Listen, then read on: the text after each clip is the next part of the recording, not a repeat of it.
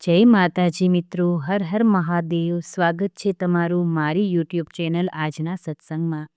આજના વિડીયોમાં હવે આપણે સાંભળીશું પાંચમો અને છઠ્ઠો દેવી ભાગવતનો ચંડીપાઠનો અધ્યાય.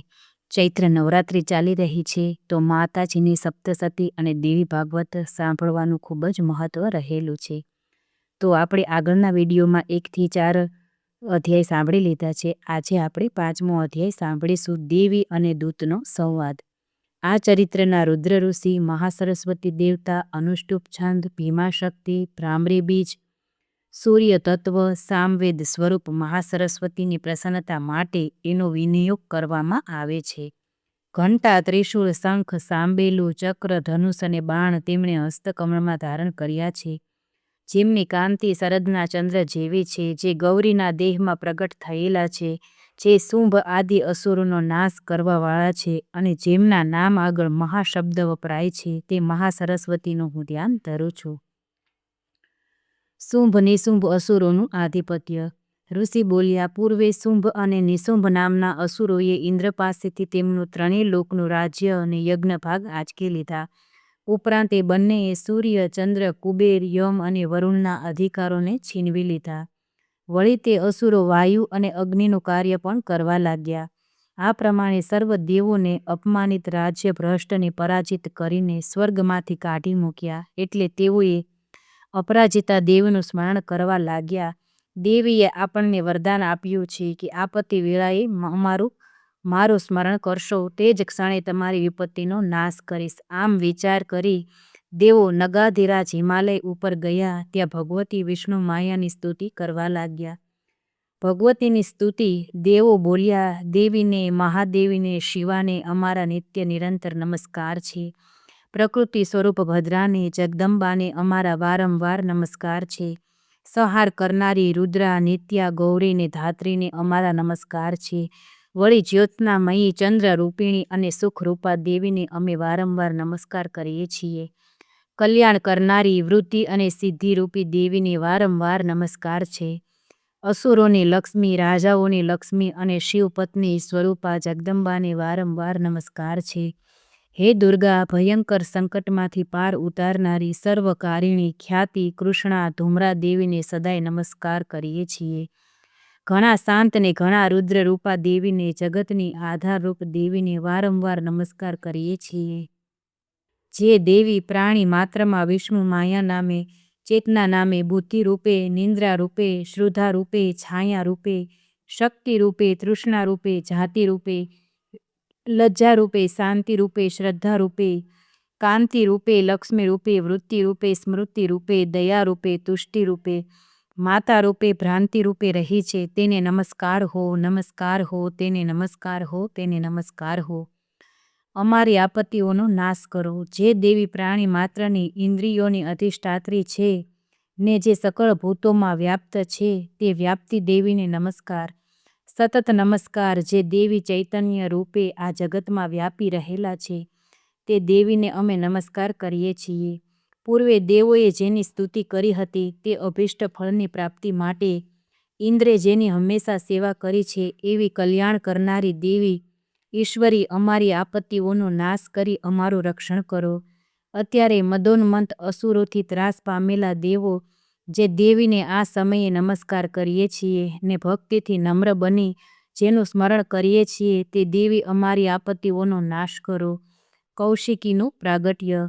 ઋષિ બોલ્યા, હે રાજન, દેવો જે સ્થળે સ્તુતિ કરતા હતા, ત્યાં હિમાલય પુત્રી પાર્વતી ગંગા સ્નાન કરવા જતા આવી ચડ્યા.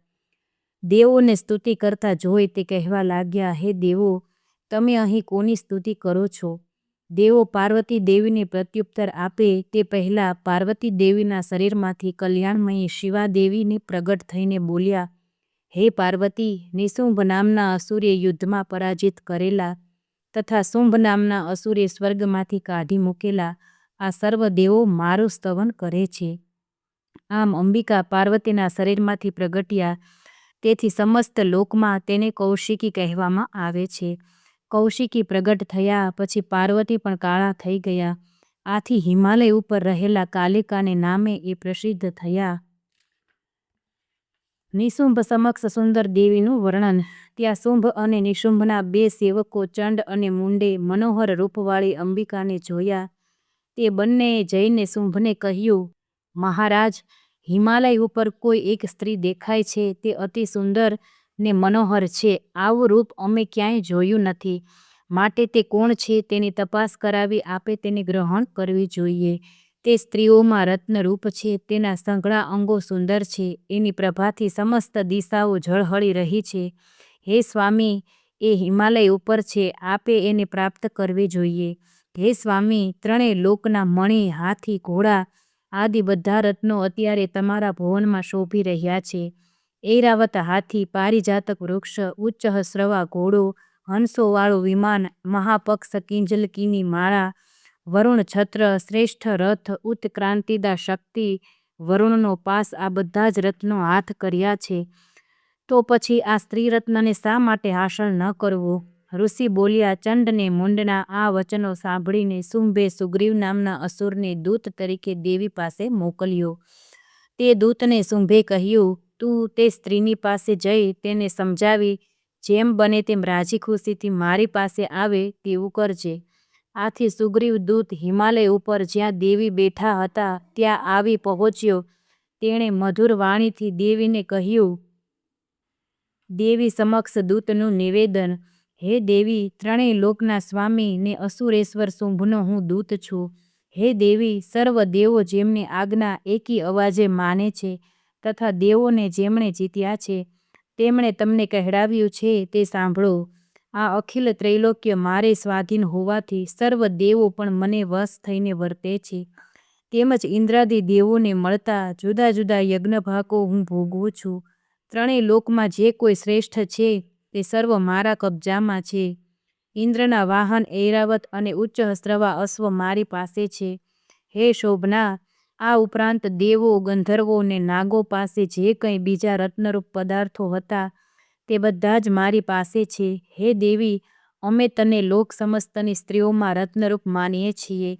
તો તું અમારી પાસે આવ, કેમ કે અમે રત્ન ભોગી છીએ. હે સુંદર નેત્રવાળા દેવી, તમે ખરેખર સ્ત્રી રત્ન છો. માટે મને, શુંભને કે મારા પરાક્રમી બંધુ નિશુંભને પરણો.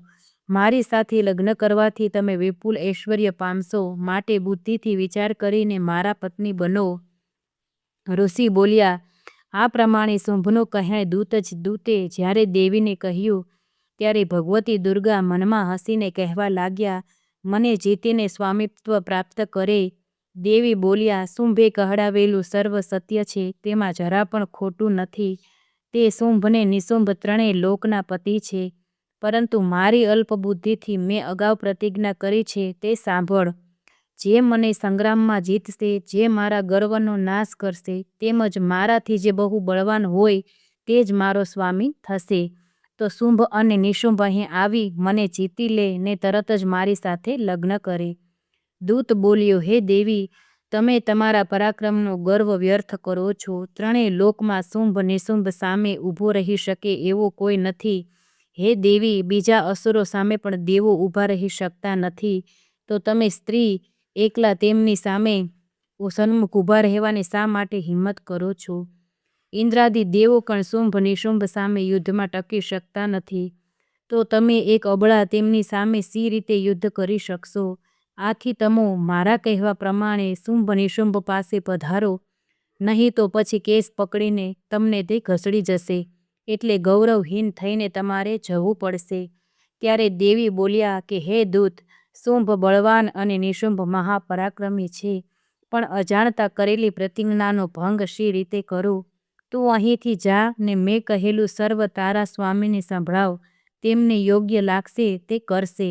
ઇતિ શ્રી માર્કંડેય પુરાણે સાવર્ણિકે મન્વંતરે દેવી મહાત્મયે દેવ્યાદૂત સંવાદો નામ પંચમો અધ્યાયઃ. પાંચમો અધ્યાય અહીં પૂરો થાય છે મિત્રો. હવે આપણે સાંભળીશું અધ્યાય છઠ્ઠો. અધ્યાય છઠ્ઠો. ધૂમ્રલોચનનો વધ. જેઓ નાગરાજ ઉપર બિરાજેલ છે, જેમની દેહલતા મણિઓના માળાથી શોભી રહી છે, સૂર્ય સમાન તેજ, ત્રિનેત્રોવાળી, હાથોમાં માળા, શુંભ, કપાલ અને કમળ તથા મસ્તકે અર્ધચંદ્રનો મુગુટ છે, એવા ભૈરવના ખોળામાં નિવાસ કરવાવાળા દેવીનું હું ધ્યાન ધરું છું.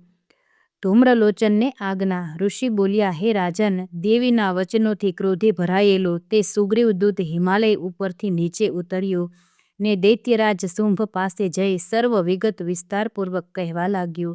દૂતની વાત સાંભળતા જ તે ખૂબ ક્રોધે ભરાયો ને તેના સેનાપતિ ધૂમ્રલોચનને બોલાવીને કહેવા લાગ્યો, હે ધૂમ્રલોચન, તું તારા સૈન્ય સાથે જલ્દી જઈને એ દુષ્ટ નારીને કેસ પકડીને બળપૂર્વક અહીં લઈ આવ. તેનું કોઈ રક્ષણ કરનાર મનુષ્ય, યક્ષ કે ગંધર્વ કોઈ પણ હોય તો તેનો વધ કરી નાખજે. ઋષિએ આગળ બોલતા જણાવ્યું, આ પ્રમાણે શુંભની આજ્ઞા લઈ ધૂમ્રલોચન 60,000 અસુરોની સેના સાથે નીકળી પડ્યો.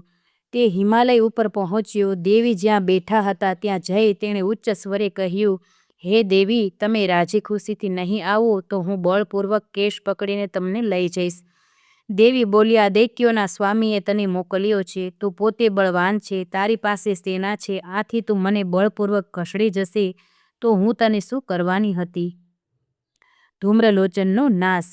ઋષિ બોલ્યા, આ પ્રમાણે દેવીએ કહ્યું એટલે તરત જ ધૂમ્રલોચન દેવી તરફ ઘસ્યો, પરંતુ દેવીએ હુંકાર માત્રથી તેને ભસ્મ કરી નાખ્યો. ધૂમ્રલોચન ભસ્મ થતાં ક્રોધે ભરાયેલું અસુરનું સૈન્ય દેવી પર તીક્ષ્ણ બાણો, શક્તિ અને પરસેવો વરસાવવા લાગ્યું. એટલામાં દેવીનું વાહન સિંહ ક્રોધે ભરાઈને ગર્જના કરતો, ગળાની કેશવાળી હલાવતો અસુરોના સૈન્યમાં કૂદી પડ્યો. તેણે કેટલાય અસુરોને પંજાના મારથી, કેટલાયને જડબાથી અને કેટલાયને નીચે પછાડી દાઢોથી ઘાયલ કરી મારી નાખ્યા. તેણે પોતાના નખથી કેટલાયના પેટ અને તમાચાથી કેટલાયના માથા, કેટલાયના હાથ કાપી નાખ્યા. તે કેટલાય અસુરોની છાતી ફાડી લોહી પીવા લાગ્યો. ક્ષણવારમાં તેણે અસુર સૈન્યનો નાશ કરી નાખ્યો.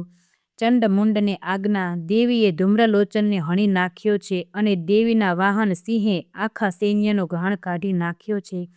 એ સાંભળી અસુરોનો અધિપતિ શુંભને ક્રોધ ચડ્યો. તેણે ચંડ ને મુંડ નામના 2 મહાદૈત્યોને આજ્ઞા કરી કે, હે ચંડમુંડ, ખૂબ મોટું સૈન્ય લઈને તમે ત્યાં જાઓ ને તે સ્ત્રીને તરત જ અહીં ચોટલો ઝાલીને અગર બાંધીને લઈ આવો. જો યુદ્ધમાં કંઈ સંશય પડે તો તમે સર્વ આયુધો અને અસુરો સાથે યુદ્ધ કરીને એને હણી નાખજો. આમ એ દુષ્ટા હણાશે અને તેનો સિંહ પટકાઈ પડશે.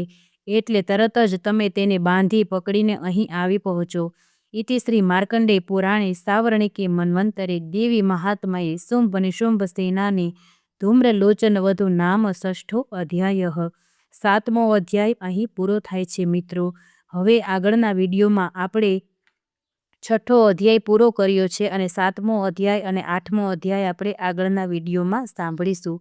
જો તમને મારો વિડીયો પસંદ આવ્યો હોય તો લાઇક, શેર, સબસ્ક્રાઈબ કરી કોમેન્ટમાં જય માતાજી લખજો. જય માતાજી.